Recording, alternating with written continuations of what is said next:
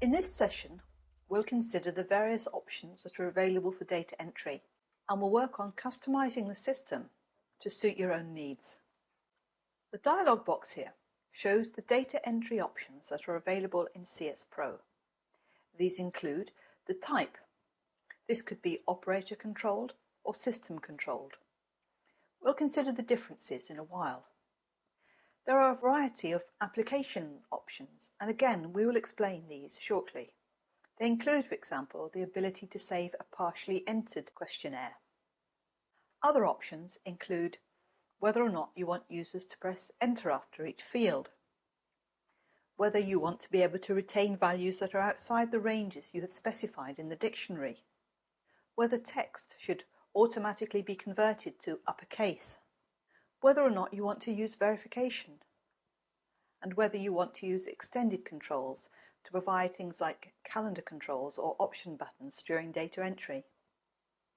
The operator control type is the default type. This option is more suited to what is often called the heads-down approach to data entry.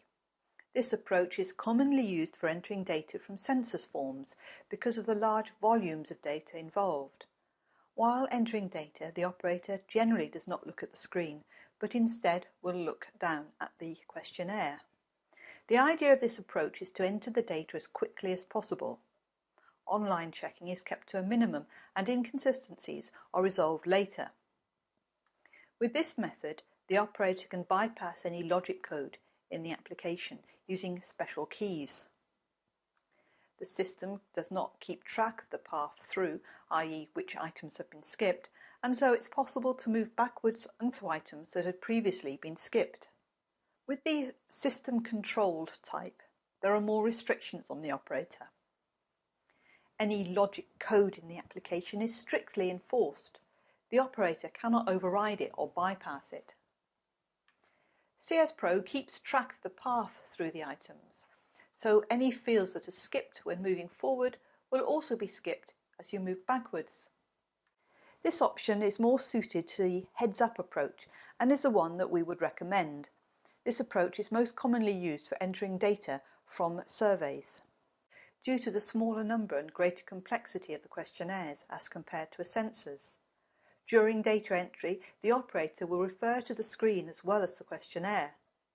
The idea of this method is to catch and correct as many errors as possible before they are transcribed to the computer. My personal preference is for the heads-up approach to data entry. I can understand the desire to get the data entry done as quickly as possible, but from experience I know that with the heads-down approach, the checks that should come later are often not done, as the researcher wants to push on with the analysis.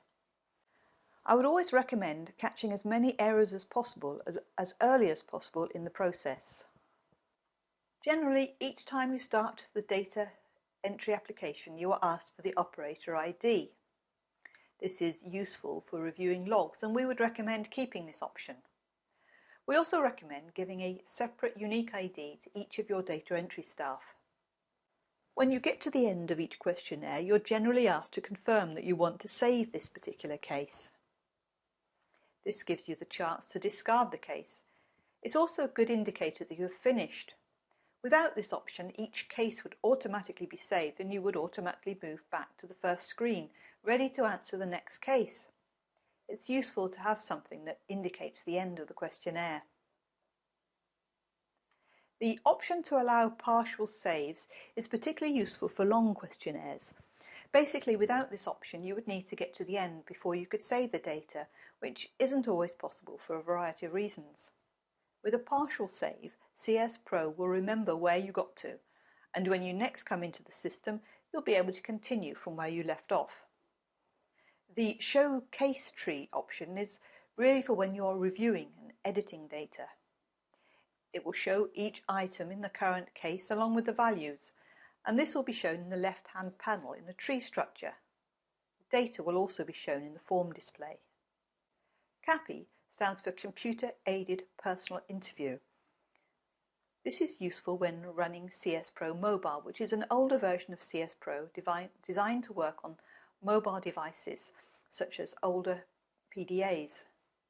This particular version is no longer supported, but it is possible to run the full version of CSPro on Windows tablets. An Android version of CSPro is expected to be released sometime in 2014. The option to center the forms on the screen is generally not needed if you have well-designed forms. Some new options were introduced in version 5. These include the option to use a comma as a decimal point. Some countries in Europe and elsewhere use a comma instead of a full stop when displaying or entering decimal values, so this option lets you use this notation. In general, a roster would be completed from left to right, but now there is an option to work from right to left. This is useful for some languages, such as Arabic. When this option is chosen, the first column will be the one that's furthest to the right, and any scrolling will go from right to left. This option is form specific and must be specified on each form where it's required.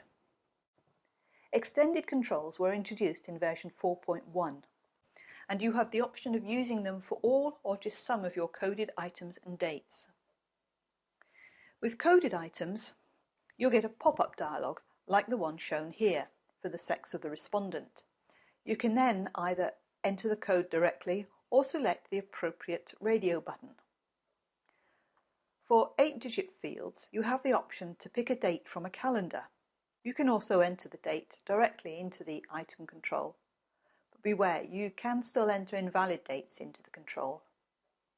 So, your task for this session is to become familiar with the different data entry options. Try out the different options and see how they affect how your data entry application works. Decide which options are right for the way you like to work. Remember, some options can be applied individually to individual items or forms. For example, you might decide you don't generally want the user to press enter after each item, but would like to get them to press enter before moving on to the next screen. So you could set that option for the last item on the screen. Compile your application to get a binary file with the ENC extension. In a later session, we'll look at all the files created by CSPro. As usual, there is a practical handout for you to work through for this session.